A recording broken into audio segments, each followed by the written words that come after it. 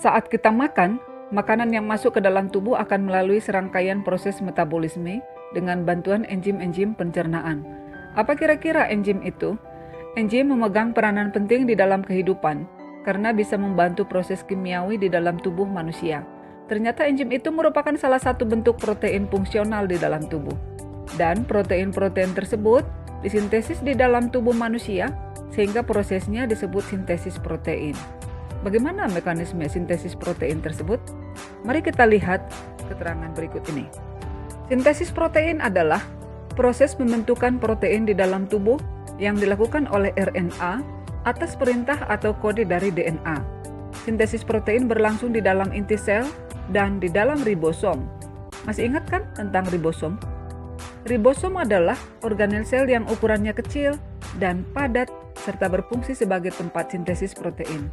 Bahan baku di dalam sintesis protein adalah asam amino. Jumlah asam amino yang terlibat di dalam sintesis protein ada 20 buah. Namun, urutan asam amino tersebut dikode sepenuhnya oleh DNA.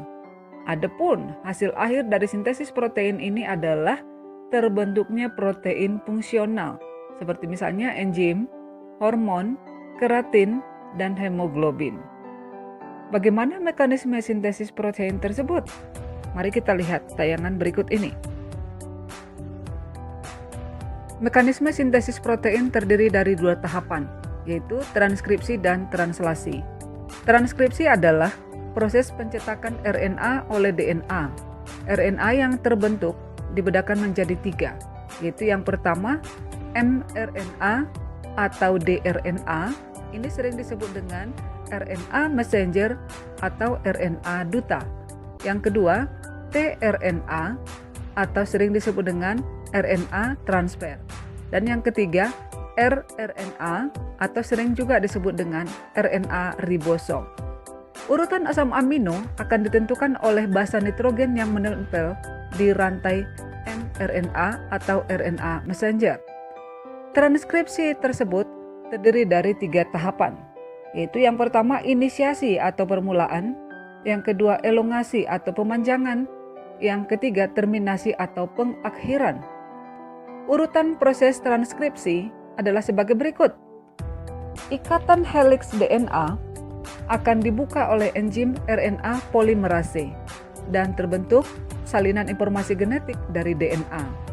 Tempat untuk menempelnya RNA polimerase pada DNA disebut sebagai promoter.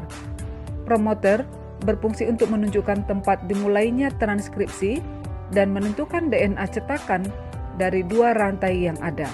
Proses ini disebut dengan istilah inisiasi.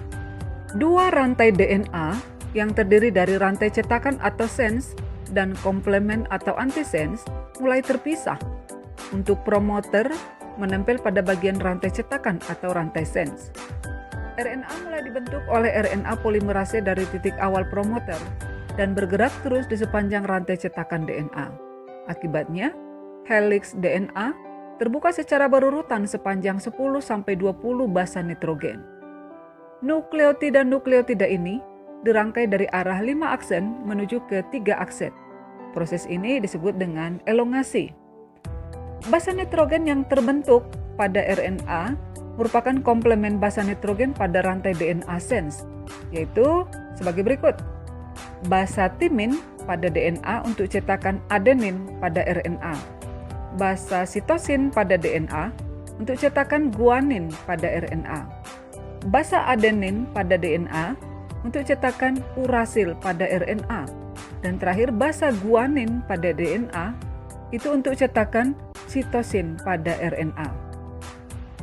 Setelah RNA polimerase mentranskripsi DNA terminator, proses transkripsi akan berhenti.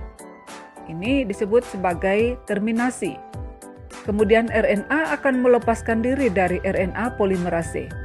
Hal itu mengakibatkan DNA heliks tertutup kembali.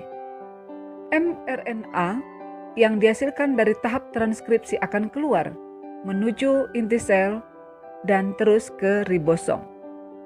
Translasi adalah penerjemahan kode genetik pada RNA menjadi urutan asam amino. Pada tahap ini, akan disintesis polipeptida menggunakan kode genetik dari mRNA di dalam ribosom oleh tRNA dengan bantuan enzim sintase tRNA aminoasil.